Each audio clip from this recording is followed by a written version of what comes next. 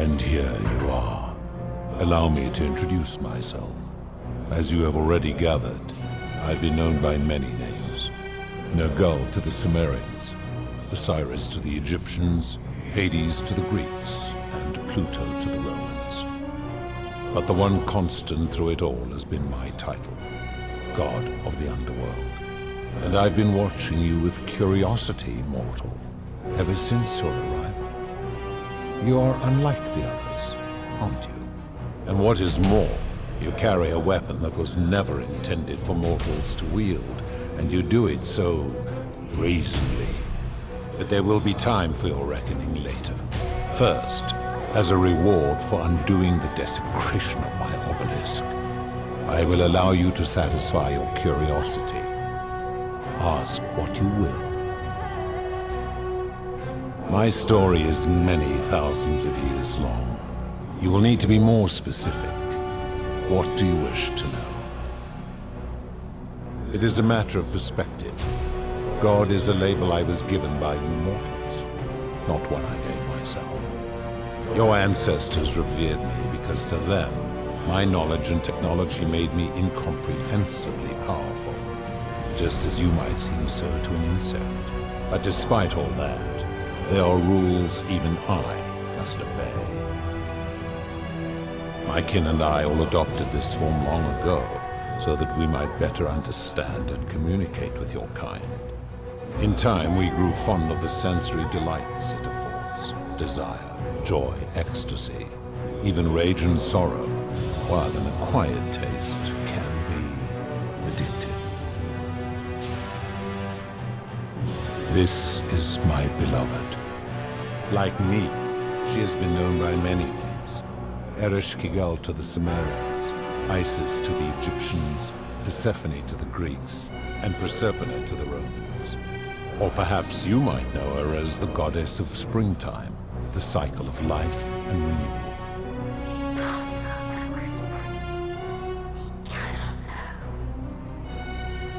Your gaze lingers too long.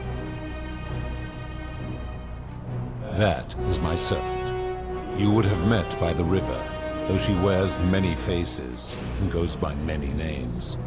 Kumutubal to the Sumerians, Kirti to the Egyptians, Charon to the Greeks, and Charon to the Romans. Her role is to ferry souls between the mortal world and this one, and to make their transition as seamless as possible. For that, she earned herself the infamous, if erroneous, moniker, the Ferryman. You will talk more later. For now, ask your questions. As you wish. It has come to be known simply as the Underworld, and it exists because of a wager I made long ago. That is a long story, one that began over 3,000 years ago and continues to this day. You see, long ago my kin and I set out from our home on Elysium to search for other forms of life among the stars. We discovered your planet and witnessed your kind evolving from primates into something lawless and barbaric.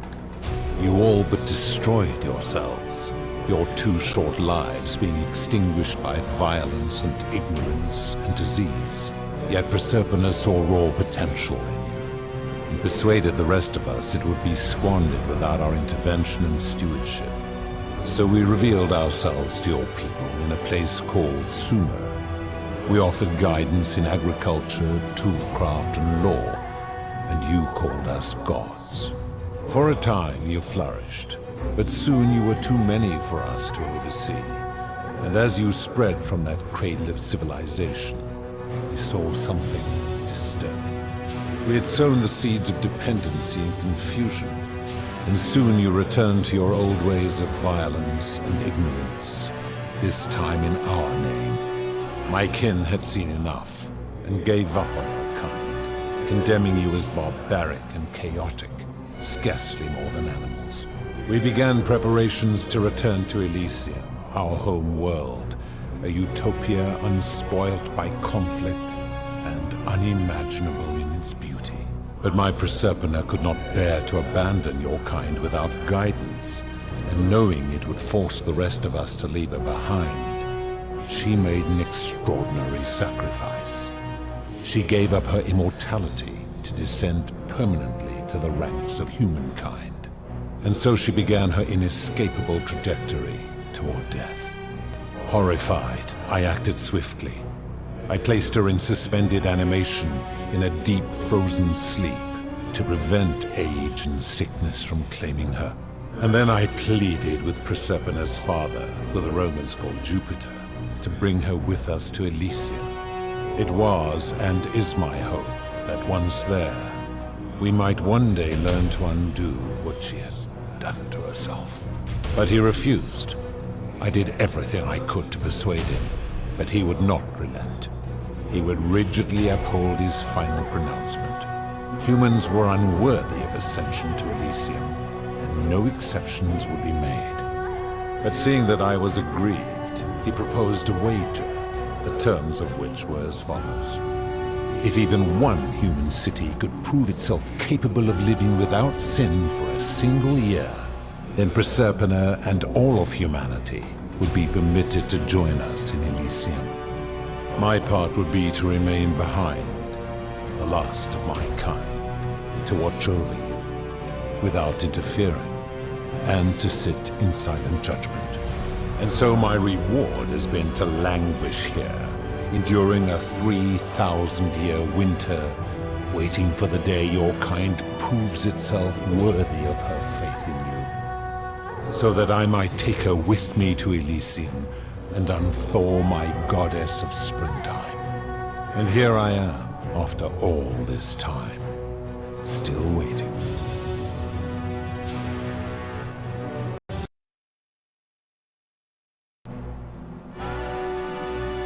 There were also gods who, like me, have been known by many names, but perhaps you knew them by their Roman names. Our leader, Jupiter, as well as Neptune, Saturn, Juno, Minerva, Mars, Venus, Apollo, Diana, Vulcan, Vesta, Ceres, and of course, my beloved Proserpina. As the first wave of your kind arrived from Sumer, I had them build a city in their own fashion, so that they might be comfortable and recreate their lives here. I had them build the entrance as a vertical shaft leading to baths, to cleanse them of the sins of their former lives, and to prevent escape.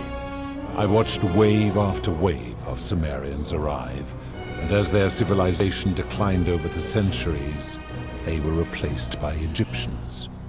Of course, believing themselves to be the superior civilization, the Egyptians promptly built over what had been built before, and made all the same mistakes.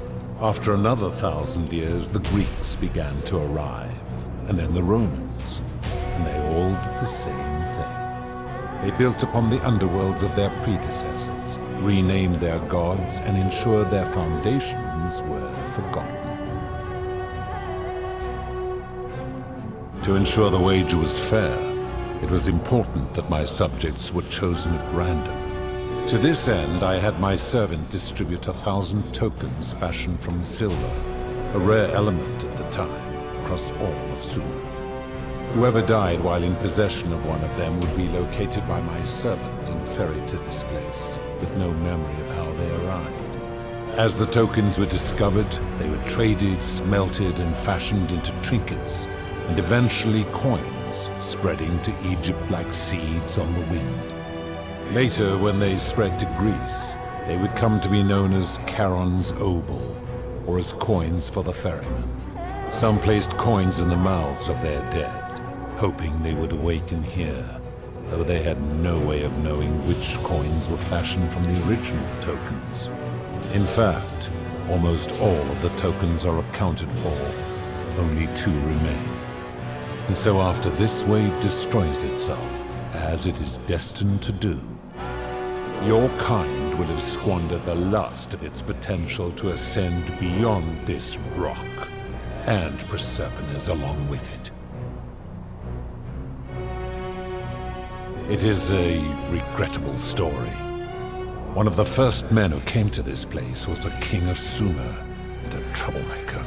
It To be rid of him, I returned him to his people, on the condition that my servant erased his memories of this place.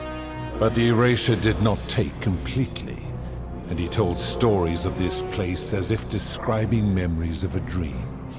His tales were committed to writing, which came to be known as the Epic of Gilgamesh, and his words were twisted and distorted over generations.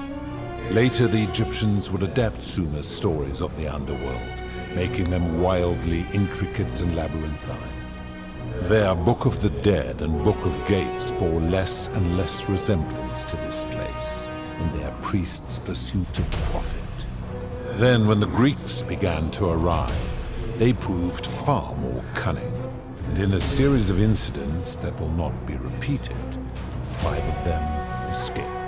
A warrior named Heracles, 2 kings named Sisyphus and Theseus, a poet named Orpheus, and a Trojan named Aeneas. They each told embellished tales of this place, how to get here, and how to escape. And so from Sumer to Egypt, Greece to Rome, your kind has always told each other stories about this place, though each story contained only a seed of truth. Of course.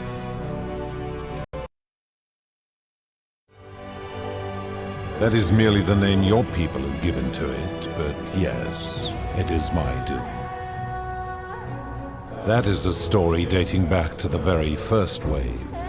After the Sumerians finished building their city, the self-declared ruler threw a banquet to celebrate.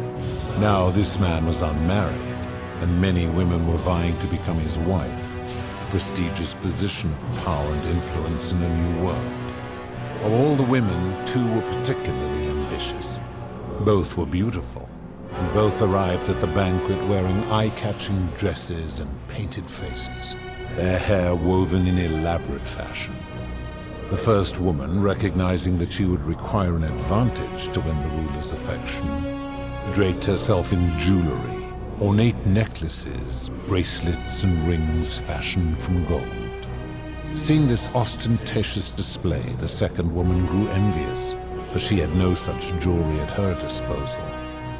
She prayed aloud to any gods that would listen to cover her in gold, and when her prayer went unanswered, she took matters into her own hands. While the others indulged at the banquet, the second woman summoned the first for a discussion in a quiet place. She checked that nobody was watching, and pushed her rival from the top of the ziggurat, where she broke her neck on the rocks below. But I was watching, and I decided to answer her prayer. I took the golden bow left behind by Diana, and I shot that woman in the heart, covering her from head to toe in a layer of molten gold. And I left her to stand there, that she might serve as a grim reminder of what befalls those who sin in my domain. But that was not enough, for the entire city was tainted by her sin, and the wager could no longer be won. So I had no choice but to wipe the slate clean. I gilded them all, to make way for a new wave, and began the wager again. And to this day, each of them, and all who came after, line the halls of this city, inanimate but conscious, suspended in time with only their sight and hearing preserved, so they may bear witness to and lament the folly of your kind for eternity, as silent golden sentinels. I give your kind a second chance at life, as well as ample warning about my law. And when you disobey, and you always disobey, you force my hand, bringing terrible suffering upon yourselves. And so you ask if I am the one destroying your lives. And I say, no, you destroy yourselves. I am merely the means by which you do it. When my kin departed, they left behind many relics which I inherited. A consolation prize of sorts. The golden bow originally belonged to one of my kin, who the Romans called Diana. As my collection of golden statues grew, I chose the most ferocious among them, and equipped them each with a duplicate of her bow, and tasked them with hunting down the Forsaken at my behest. They became known simply as Furies. I've always considered that the cornerstone of morality is the ability to determine right from wrong on one's own. No attempt to lay out rules like your Code of Hammurabi or your 12 Tables of the Roman Republic can ever cover all possible scenarios. This should come as no surprise to you, since the core principle has been expressed in many forms by many of your civilizations. The Egyptians made a rudimentary attempt with "do to the doer" to make him do. The Greeks refined it with "avoid doing what you would blame others for doing." The Roman Stoics added, "treat your inferior as you would wish your superior to treat you." Even the so-called cultists hiding among you often say, "Do unto others as you would have them do unto you." It is the simplest of concepts, and each one of you is born with the faculties required to apply it to any situation. Yet none of the peoples who expressed this rule were able to uphold it. Curious, is it not?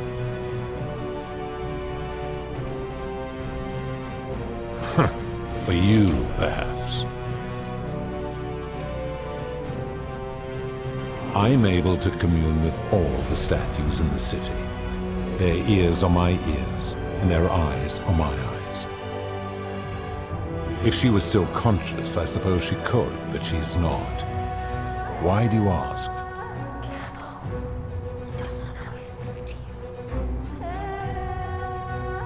Then what an odd question. Do you plan to speak in sweeping generalizations, or are you going to give me an example?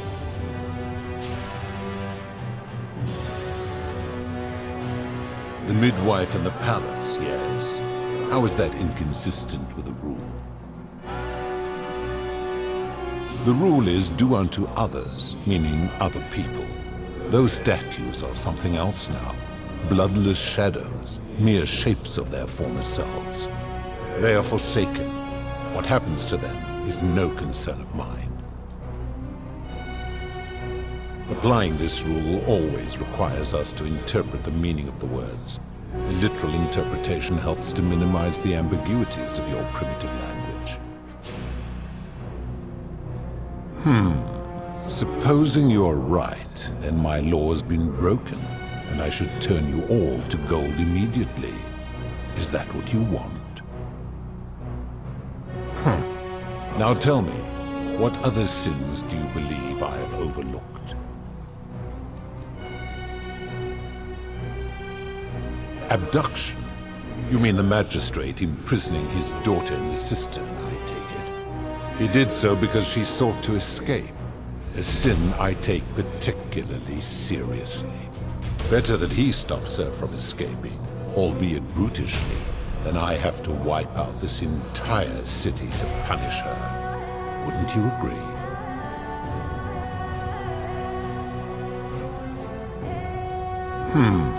Supposing you're right, then my law has been broken, and I should turn you all to gold immediately. Is that what you want? Now tell me, what other sins do you believe I have overlooked?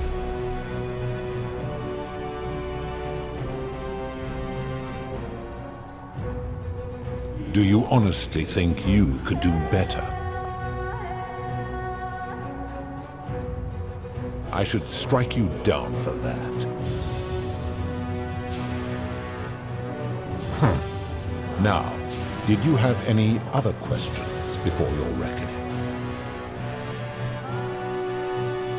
Very well. Good. Then now it is time for your reckoning. Only, it seems, something is wrong. It has long been within my power to see into the hearts of mortals and weigh their deeds in life. But when I peer into you, I see only a blank slate, as if you did not exist until you appeared in this city. How is this possible? Charon, where did you find this one? I do not remember ferrying you. How did you come here? You would have us believe that my servant merely forgot bringing you here. That sounds improbable to me. Charon, does this mortal speak the truth? Or should I strike him down where he stands? Perhaps. The waters of the River Lathe are known to have that effect. I will take you at your word. But as long as your past remains shrouded in mystery, it seems I must put your reckoning on hold. But answer this. Why have you come here? What is it you seek? Your hubris is amusing, so I will allow you to make your case. But I warn you, if you anger me or waste my time with lies or wrong-headed arguments, you face death here. So, tell me, why should I put an end to the so-called Golden Rule? How so? And be specific. You have made a grave allegation, and I expect you to back it up. True, I have witnessed him doing that. He is a volatile and confused fellow, that one. His cruelty does seem to grow greater by the day. Pathetic. You will need to do a lot better than that.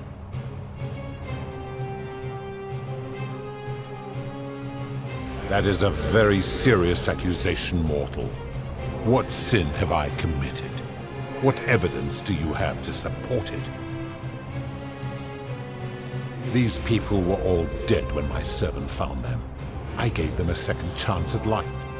Would you prefer to have simply ceased to exist? Then you still have the option to end your life should you wish, and you are no worse off than if I had not intervened. Accordingly, I reject your argument. Every one of those people was guilty of failing to ensure their peers lived virtuously. They failed collectively, and so they were punished collectively. The Romans understand this, as did the Greeks before them.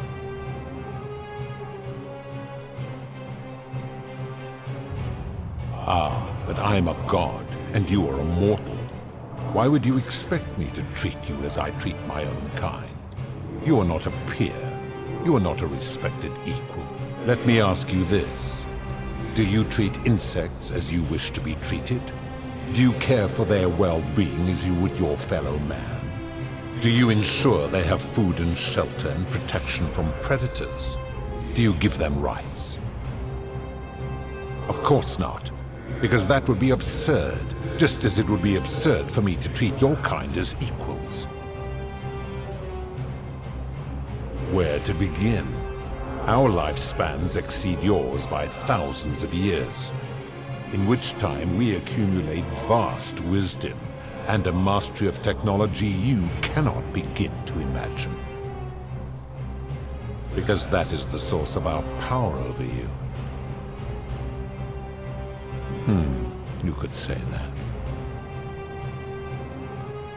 My kin have no superiors. That is true. Go on. Make your point, mortal. Let me ponder that for a moment. If you are right, then it would follow that all this time I have been in the wrong. But no. The very thought of it grieves me. How can I accept your argument when doing so would make me a tyrant and a monster? Wait, what? What are you saying? You have spoken eloquently, and yet, if what you say is true, it follows that my wager was fatally flawed from the beginning. But that would mean Jupiter, Proserpina's father, who knew more about you than anyone, proposed a wager I could never win. Why would he do that?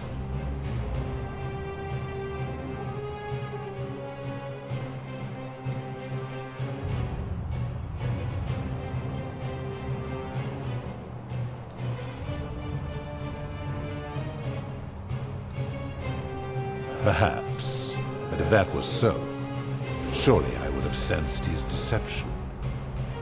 How could I have been so blind for so long?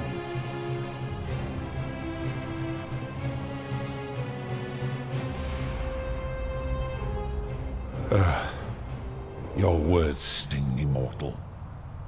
But perhaps it is what I deserve. As difficult as this is to admit, I have suspected as much for a long time now, and I cannot deny it any longer. I've been so fixated on taking my beloved to Elysium that every time one of you sinned, it wore away my hope of being with her again. In time, I began to despise your kind for making her believe that you could ever be better than you are.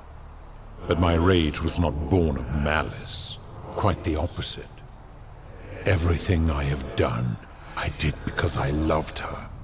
Who knew this empathy of yours, which you celebrate so much, could have such a dark underside? This has gone on too long. It is time for me to let go of this form, of her, of all of you. But know this, if I abandon the wager and leave for Elysium, neither she nor your kind may ever ascend. Very well. I will have Charon make arrangements to ferry the others. But as for you, be aware you will be separated from the rest.